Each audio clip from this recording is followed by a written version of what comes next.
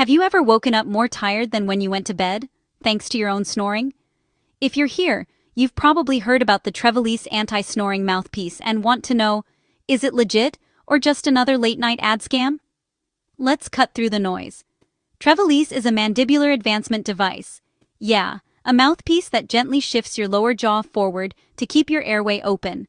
That means fewer throat vibrations and, hopefully, a lot less snoring.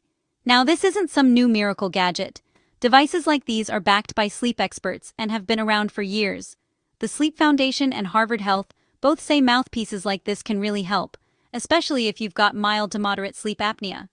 So, is Trevalisse different? On their website, the reviews are glowing. People claim their partners slept soundly after the very first night. More energy, better mornings. Sounds amazing, right? The big plus.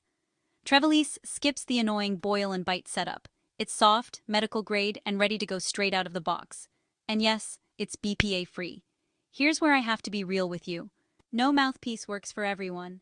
Some users say it's bulky or causes drooling and jaw soreness, especially at first.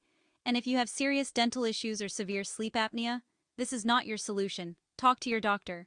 But there's a money-back guarantee, so if it doesn't work, you're not stuck. Bottom line.